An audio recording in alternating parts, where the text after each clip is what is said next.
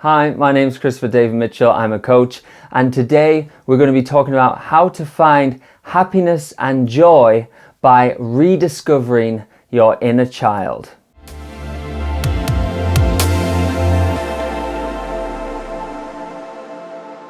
So if you're a subscriber of the channel, you'll know that I've been a little quieter lately, and that's because I actually went back up home, back up north to Durham. That's where I'm originally from, in the north of England, hence the slight funny accent.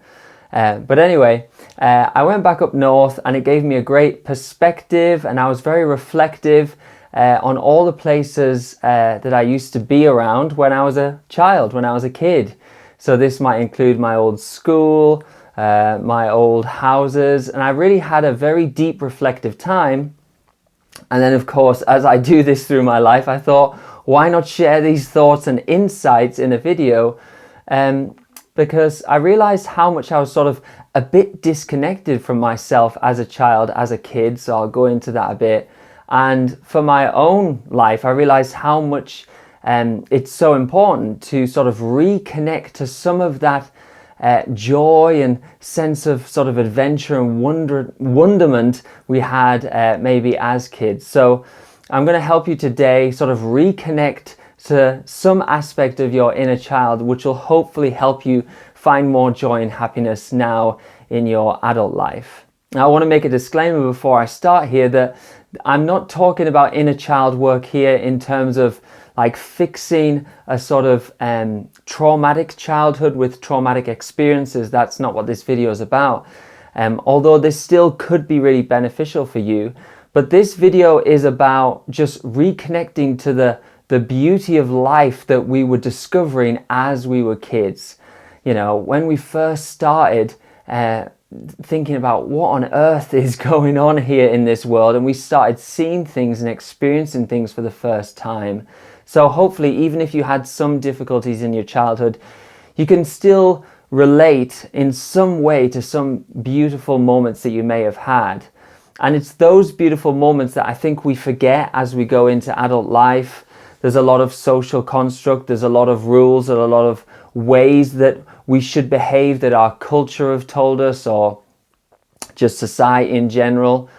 But really, what I'm getting to here is imagining life again as an adult, as if you were just a kid again. I mean, that magical feeling of, let's just wrap our heads around this for a second. That feeling of being born, not knowing what on earth is going on, and seeing everything and experiencing everything for the first time. I mean, that is amazing. And I think that's something that we need to sort of maybe actively recultivate as an adult, and I'll give some ideas for that in a sec. But let's just hone in here and just realize that the first time that you saw your hand as a child, you were like, what the hell is this? The first time you saw another person, you didn't understand what was going on. The first time you saw a tree, the first time you saw a leaf, the first time you smelt any smell like grass, you would have thought, oh, this is amazing.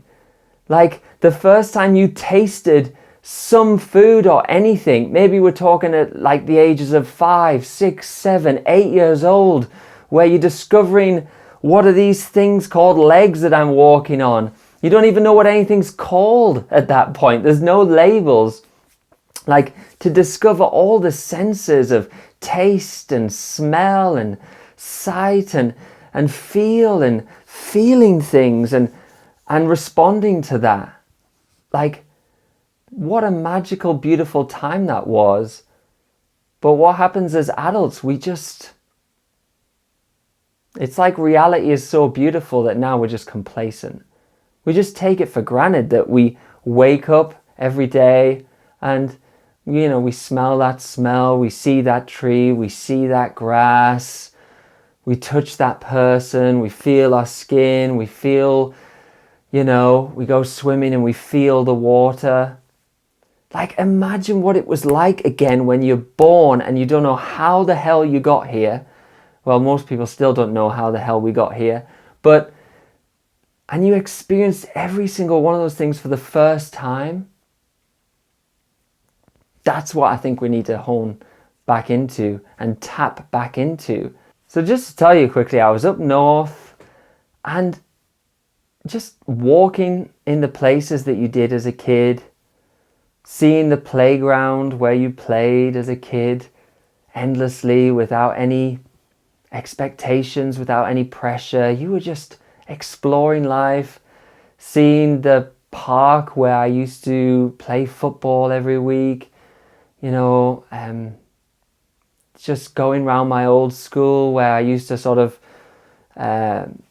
even the secondary school, so the older school where I used to hang out a lot, and trees I used to climb, places I used to go, places I used to have, lessons or sports sessions, or around the golf course I used to play at as a junior. Just, it really puts in perspective as well where we're at in life when we reflect on that.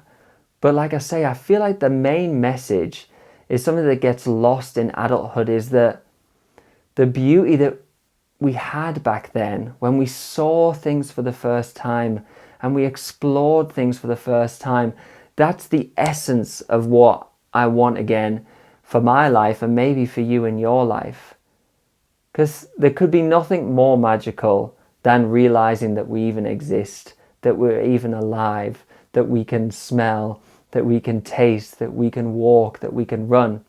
And now, in everyday life, how much do we take some of these things for granted? How much did you last appreciate just, not even things like your health, but just like being able to walk, being able to run, being able to smell. But you got to remember, when we were kids, every single one of them things was like, oh my God, like that's what we would have had inside. And I think at a deep level, like I say, that's what spirituality sort of is leaning people towards. It's sort of like people build up their life, and they try and get more money and more sex and more fame and more social status, only to come back full circle into spirituality and become more like a kid again. So don't take life for granted as an adult now. Don't take it for granted that you can see, that you can taste, that you can smell, that you can walk, that you can run, that you can touch, Either do all these things again as if you're experiencing it for the first time. That would be a beautiful, enlightening moment. And actually, those sort of thoughts were happening on my ayahuasca retreat quite a lot. But even if you don't do that, just try and find the essence of some of the beauty you had as a child, and try and bring that into your adult life, either by recreating in some way some of the values and joys you had. I don't mean recreating like living in the past. I don't mean like climbing a tree for the sake of climbing a tree. I mean, what was the essence behind that? Was it just a sense of adventure? Okay, so how can you bring a sense of adventure into your adult relationships? How can you bring a sense of adventure into your business?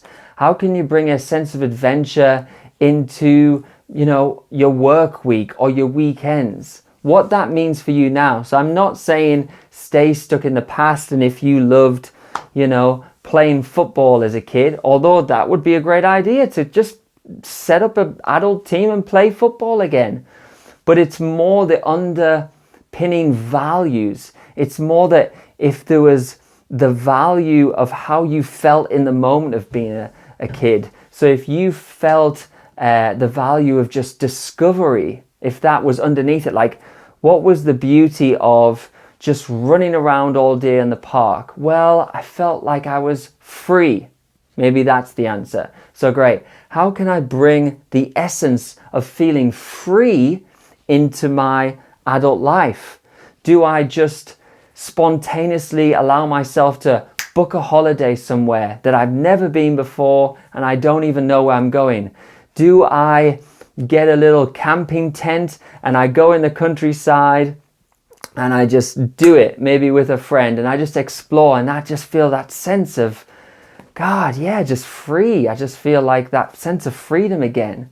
So there's things to do in adult life that sort of just recreate the essence and the underpinning values of what you felt as a kid. this is sort of a spiritual type journey. If you look at a lot of spirituality and enlightenment, first off, people like Sadhguru, who I've talked about on the channel, he's so wise and obviously very knowledgeable and everything, and you can tell he's got like a spiritual connection to being, but he's like a kid in interviews. Like when people like ask him questions, he like ha ha ha ha ha, he like laughs with his whole body like a kid, and he seems so playful. Like that's one thing I noticed before I had this premonition of like these gurus, these enlightened masters, they seem so playful. Like it's like the wiser they get, the more they get like in a way more advanced, but in a way they're sort of doing a full circle, coming back to like the beauty of reality when they first experienced life as a child. So it's not that like the more grown up you are, then the more like rational you are or anything. No, like the more evolved you are, it actually goes round in like full circle, like a strange loop, goes round in like a cycle like this. And actually I feel like the wiser you get, the more you have the appreciation for being as if you were a kid experiencing things for the first time. And I was trying to wrap my head around like, why would this be? Well, if you think about personal development, spirituality, enlightenment, what is it really doing? It's an evolvement, it's a change where a lot of people would say you're broadening your self-awareness or your consciousness, right? Which is basically like you're taking a step to realize different parts of reality. So it's almost like you're always experiencing new insights about reality and the nature of reality, and you know, they talk about non-duality and oneness. So it's almost like with every enlightenment experience, it's like that new experience of seeing things for the first time again, like we did when we were a kid. So that's why I think there's something to be said for this sort of discovery process. And like as an adult, I know I take so many things for granted now, but just to be back at my old school and remember what it was like to first just be enthralled about playing on grass. Like now I wouldn't think as an adult, oh, I'm just going to play on grass. Or to be first realize that I could climb, to first realize that you could sort of be in water and you'd be okay. Like, so it's crazy. So I just want to say as well that when I was on a meditation retreat, this is a little aside, they talked about this on the meditation retreat. They talked about connection to being, connection to your inner child, your inner self that just wants to explore and has that sense of adventure that they thought was maybe locked up in a lot of us who were living, especially like the London city life. And at first I thought, oh God, here we go again. But I went along with it, and the teacher there, she said, oh, what did you love doing, Chris, as a kid? And I was like, well, I used to climb quite a lot of trees. And then she was like, great, do it.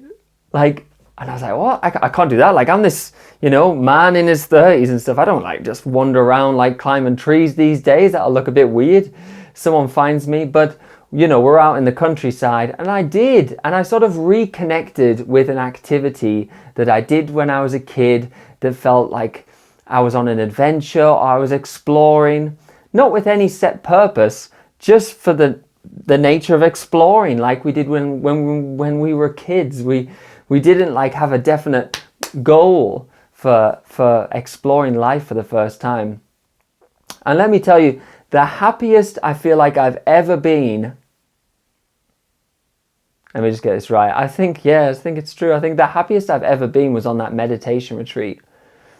So there was something about unlocking that essence of the values we had, maybe the values of adventure, the values of, you know, being carefree, the values of like having no rules, no goal setting, no limits.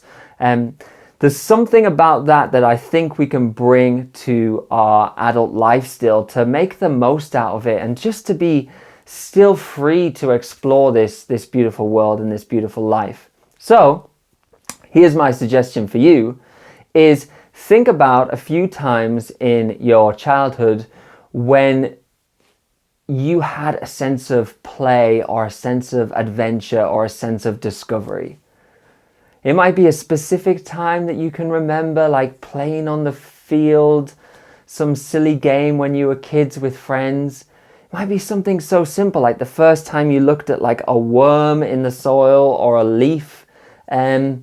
But just have a think about some time where you were just lost in the beauty of exploring things. And what we want to do is we want to take the essence of those values, whether they be adventure or carefreeness, if that's a word even. But, we want to take the essence of that and try and put it into adult life.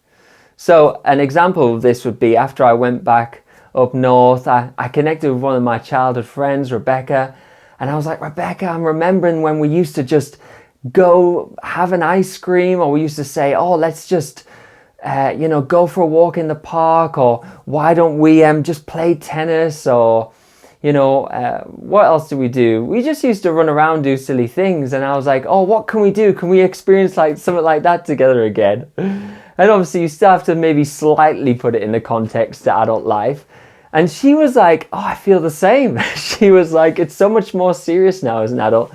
She was like, why don't you just spontaneously like come up and we'll have a day and we'll go play tennis like we used to a little, and then afterwards we'll treat ourselves to ice cream or something. Like silly things that feel immature, but actually, this is what I'm trying to say, I don't think it is. I think it's just being able to be free and fun and playful even as an adult. Whereas we get locked down into the seriousness of life, and I get it, of course, because I'm having this premonition myself. So yeah, in what ways can you take the essence of what was so magical about childhood and transfer that into your day-to-day life today? Like I say, it might just be going out, walking around the forest. It might be just playing golf or skateboarding like you used to as a kid. Might be just saying to a friend, hey, why don't we just go-karting or something? It might be reconnecting with nature. It might be doing tasks in life that you do that have no desired outcome. That's quite a good one, actually, because if you think about it, everything we do now, it's on a deadline, or it's to make a certain amount of money, or it's to get this YouTube right because I've got to get it finished. What about doing tasks on the odd day that you can't even win at? They have no goal, they have no outcome. You're just exploring. You're just going to explore a new mountain range. You're just going to drive in the car for the sake of driving. You're just going to explore a new city. You're just going to explore walking around a field. Maybe you'll explore looking at art, looking at trees, just anything that you may connect with and you may have done that you probably don't give yourself time for these days. I mean, think about it. 90% of a lot of childhood, obviously there was school and stuff, but most of it, especially on the weekends and on the evenings, for me anyway, I was just doing this, whatever I felt like, wherever the wind took me a little bit.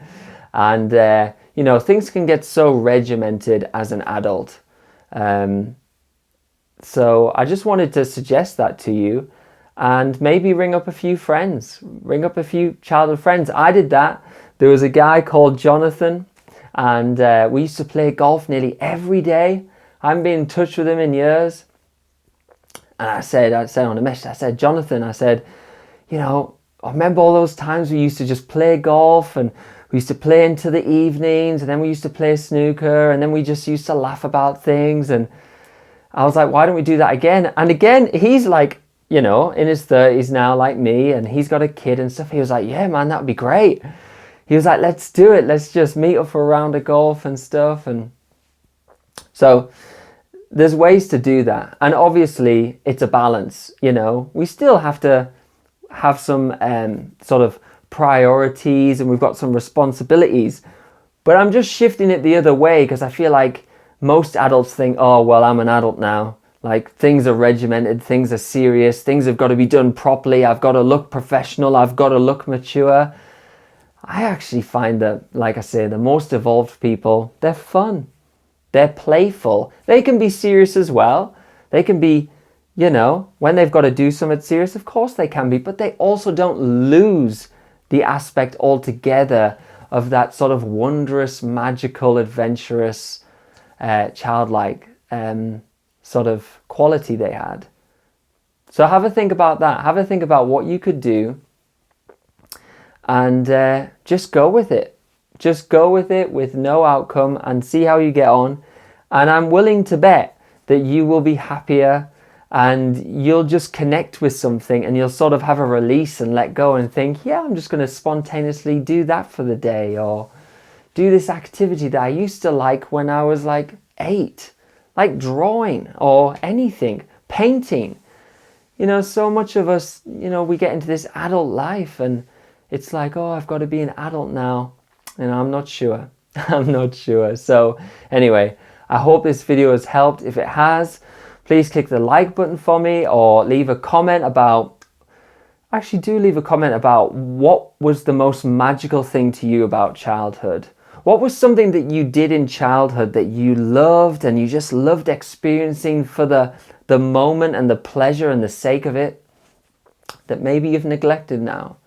Maybe life's feeling serious, feeling regimented, or maybe not. Maybe you've kept a lot of that playfulness into your adulthood, but let me know what it is, if you're going to do something cool or you're going to explore in a new way. And as always, check out my website, ChristopherDavidMitchell.com. There's going to be some more coaching programs coming up there and some courses. I'm just sort of getting prepared to put together what I think is going to be the most valuable structures within, my coaching and courses for other people. So I'm still coaching a lot at the moment, actually, with clients in, America and Austria and stuff like this, and a bit everywhere. But in terms of group coaching, I would love to set that up, and I'm just getting around to doing that. So bear with me, and on the website there'll be an update to join my email list. So on there you can just be first to know of when I come out with some of these things, and hopefully we'll be on the journey together of not only discovering the beauty and the joy and bringing that into our adult life that we had as a child, but of course so many things that we talk about on this channel, because it's really sort of personal development I'm doing here. And I might talk about other things in the future as well, in terms of all the things that are important, like some things that I've never talked about that I'm discovering more, like finance options for people, just helping them out with business options, helping them out with career options. So lots to say, lots coming, and see you soon. Take care.